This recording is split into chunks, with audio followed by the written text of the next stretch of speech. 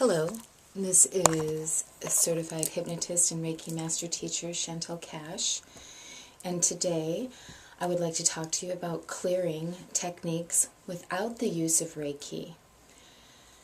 I do Reiki all the time, so for me it's effortless, and there are many people who either they don't do Reiki yet or they don't want to learn that modality, and that's perfectly fine. So today I'm going to be discussing a few things with people that are interested in clearing techniques without the use of, Reiki.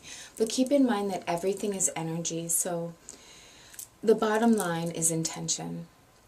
And when you set your intention, and you set your intention at a high mark, and you're not really willing to barter with energies anymore, you just kind of know what's good or bad for you.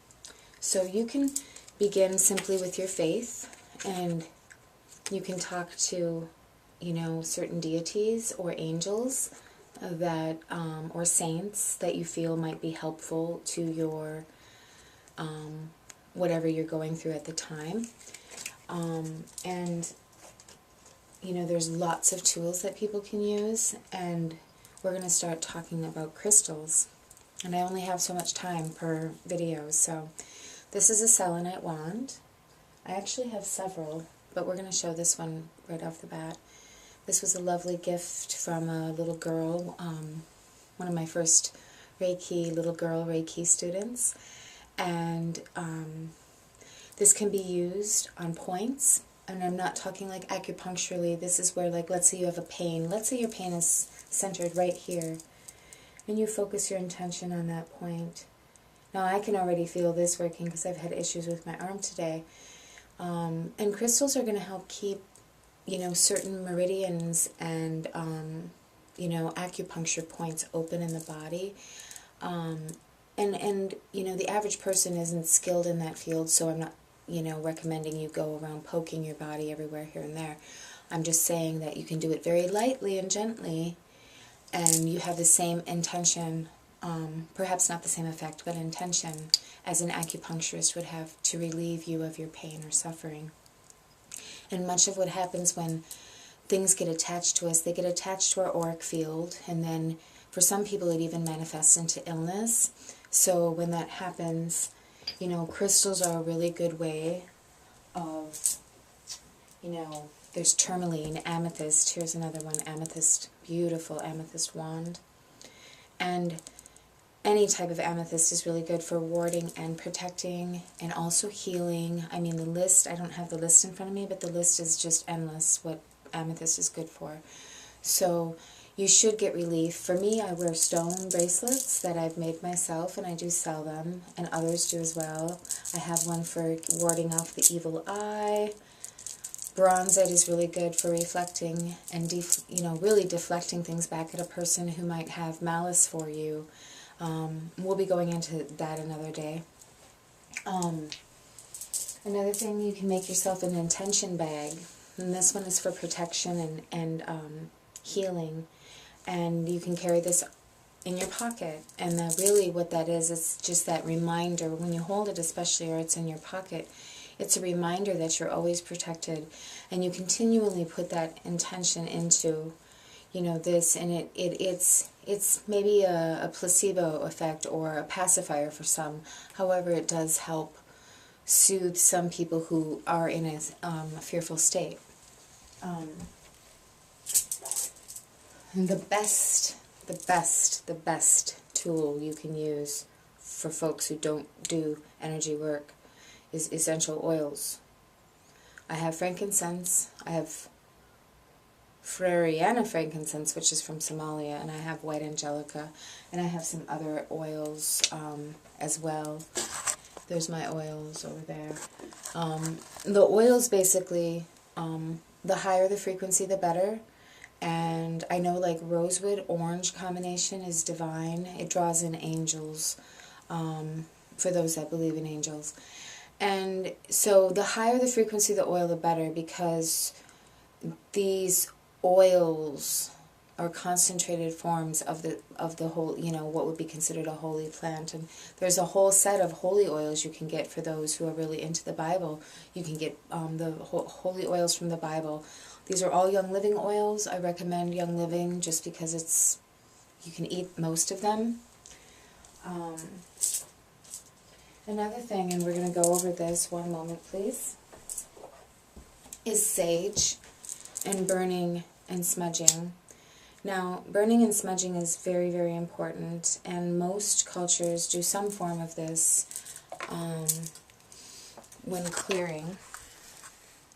And I want to show kind of how I do it. But again, we're starting at the bottom and really getting up a nice level of smoke here. And, you know, I put it all around my head, and I just, you know, do the hokey pokey, and you turn yourself around so you can get all that smoke around you. And I have a nice bucket of rice here to put it out in. The bottom line is saging, smudging, and you can do other kinds. I have various kinds of smudge sticks. My daughter made me this one. It has everything in it. And I'll be teaching classes on how to, you know, little short classes on how to make your own. Rose, basil, thyme. You can pretty much use anything, especially from your garden. And again, if it's coming from your garden, the intention is even stronger. Because as you wrap the plants and you're putting the intention out, there's a list of plants that are really good for creating protection bundles that you can burn. And some people, and I do too, make wreaths to put on the door or small ones to put above windows.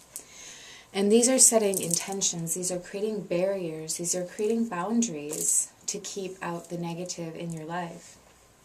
Now, we're going to show this first because it's heavy. This is a salt lamp. Mine is plugged in over here, and we'll go up to it in a minute with the camera. But basically, this is a salt lamp, and I recommend that you get one. It is very important. Let's show you one that I have. Let's walk over here. So this is my salt lamp. This is very, very important, and I have one in every home. There's a selenite lamp there, but the bulb is down. And I have a giant celestial quartz as well. But basically, this is, salt creates a positive frequency in the environment. So with that, when you create a positive frequency in your environment, you're automatically establishing boundaries of protection for your family or your place of business or what have you. So, tapping into your angels. Now, this is from my symbol book, and I do work with symbols, Reiki symbols, and universal and cosmic symbols. So, you know, calling on your angels, the ones that you feel comfortable with, is very good. Creating power and establishing power for yourself. Creating sigils out of the use of angelic sigils is something I do, and I do them for other people. And this one is for protection, peace, power. I have several that invoke the wonderful P words that protection, you know, power in a good way though, not to control another being, but to manifest our own creative power. And part of clearing ourselves is manifesting our own power. People don't understand that. It's going to be harder for some than others, and that's okay. Another thing that you can use, and these were also gifts from a wonderful family, is orgonite. And when you use, this is an orgonite wand, and this is willow. Again, I use wands. I do not do spells, and I'm that's not my interest. So I encourage people to use tools. If they're not going to use Reiki, I encourage people to use natural tools in their environment. Again, this was made and given to me as gifts. This is orgonite, and it helps diffuse, you know, the negative frequencies in a home. Sorry, I'm just checking the time. And again, basically, what we want to do is continue to establish what is best for us. You can get a medicine bag or make one yourself, and you can carry herbs and stones and little icons or tokens in it, and simply you can put it over your head. This one won't fit over my head. I have one here somewhere, but these are made for smaller people. But that's what this is, medicine bag. And you also can get holy wood, which is Palo Santo wood, and you can burn that with sage. It's a very nice fresh pine scent. So I'm going so fast, but I only have a few minutes left, and I want to show the technique of brushing in a moment. So get a singing bowl. This is what I recommend. It's a beautiful way to detect energies in your environment and to get in touch with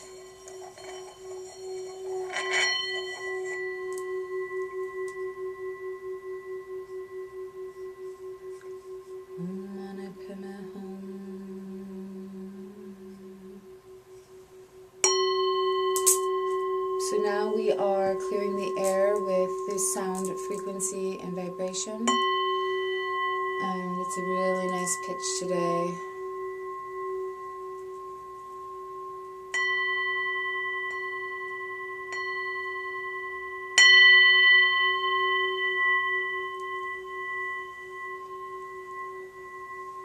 Beautiful.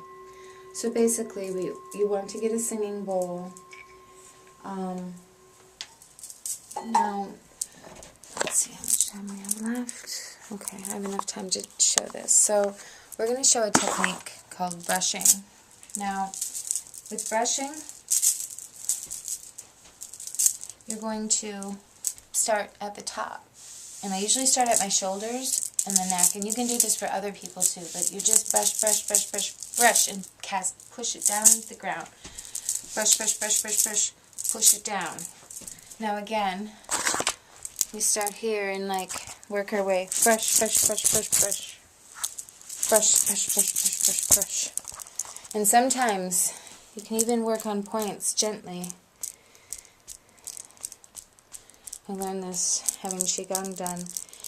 And some people just have weak bodies. And if you're an empath and you have a weak body, or you have some kind of illness that's already manifested into physical form, you need to keep your body clear.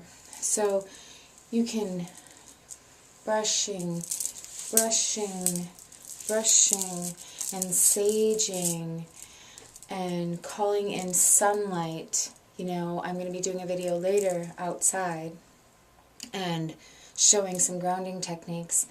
And when you ground yourself, you're grounding yourself into Mother Nature, so you should, but some people just aren't naturally grounded, and I think that has to do with either soul race or something like that. So the bottom line is, with much of, what people are going through nowadays, is we can help ourselves.